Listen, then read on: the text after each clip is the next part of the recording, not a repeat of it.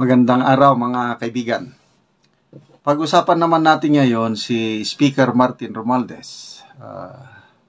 May mga social media post na nagsasabi kasama daw siya ni First Lady Lisa Araneta Marcos na nagpunta sa US. But ano lang ito alleged lang. So marami ang naghahanap sa kanya. Nasaan na si Speaker Martin Romualdez? In the same way, ganon din si First Lady. So ang palasyo, sabi na through Yusek Castro na nakabalik na si First Lady Lisa Araneta Marcos noong pang Monday. So marami silang post, mga pictures na kung saan-saan nagpupunta ang First Lady. Kaya lang wala namang live video o live interview sana. So ito, si Speaker Martin Romualdez na yun na nga, allegedly nasa Amerika at hindi pa nakabalik, mayroong post ng Philippine Star at saka PTV4. Nandito sa Pilipinas si Speaker Martin Romualdez. So sana maniwala na kayo. I-share ko lang Unahin natin tong Philippine Star. Philippine Star na Facebook post. The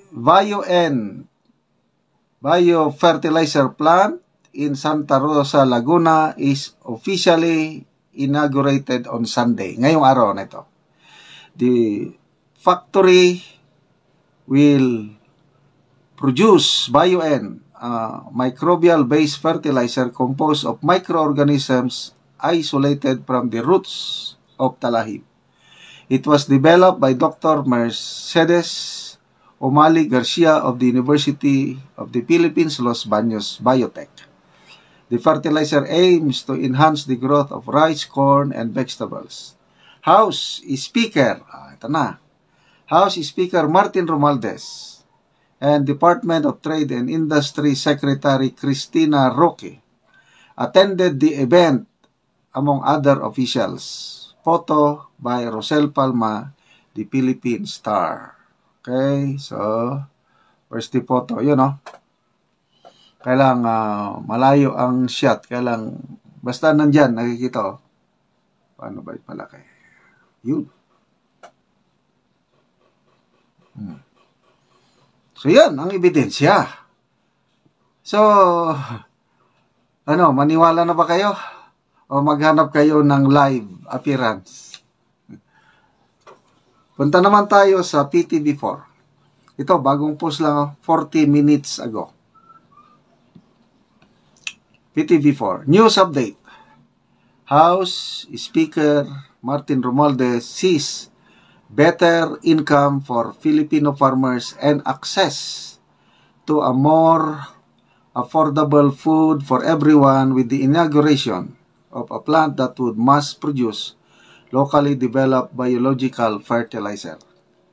At the inauguration of Agri-Specialist Incorporated Bio and Fertilizer Plant in Santa Rosa, Laguna on Sunday, March 16, Romualdez said the event is a game changer, ushering a new chapter in Philippine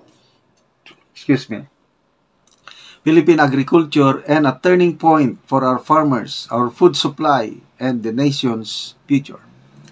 Ito yung exact word niya. This means mas murang abono para sa ating mga magsasaka, mas maraming ani, mas mataas na kita, mas masustansya at mas abot kayang pagkain para sa bawat Pilipino, said the leader of the 306 strong House of Representatives. So ang nito is House Speaker Office by So may press release ang Office of the Speaker. Medyo mas nito. Yan siya nagsasalita. Yan ang ebidensya. So maniwala na kayo. Paniwalaan nyo naman sila. Kawawa naman sila Nandiyan kitang-kita. Kailangan pa rin ng live interview. Okay, magbasa tayo. People who reacted.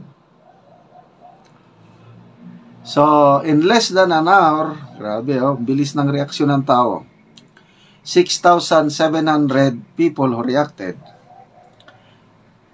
3,600 tumatawa, 2,700 galit.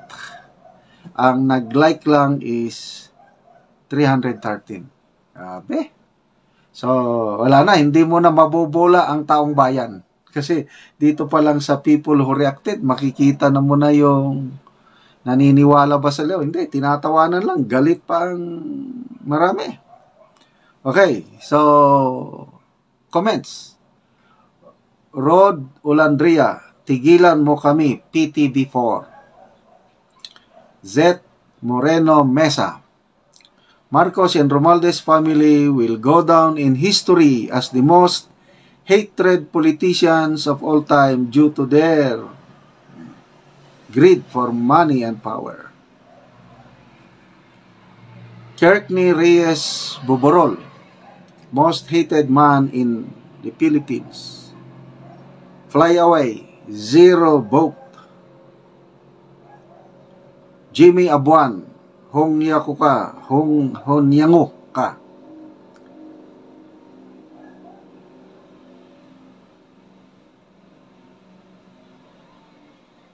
To. Odisa. Nakauli na di ay ni. Yan na nga, dahil balita na kasama siya sa party ni grupo ni First Lady nagpunta sa Amerika. Ay nakabalik naman si First Lady daw. Eh di nakabalik na rin siya. Bakit ayaw niyong paniwalaan? So, ito ba? Ruby Sapphire. It's a prank. Oh, it's a joke. So, never again. Ered Onyod, sabi niya, First Lady, ipakita nyo, ipalive muna. So, yun lang. Napakasimpleng solusyon naman, PTV4. Ang tao, lumalabas na hindi naniniwala sa mga pictures, hindi naniniwala sa mga press release. Maniwala lang ang taong bayan, live interview. Pakita na gumagalaw, nasa Santa Rosa, Laguna, nasa Malacanang o nasa Amunyan. So, yun. To see is to believe. Yung picture kasi, madaling i-produce.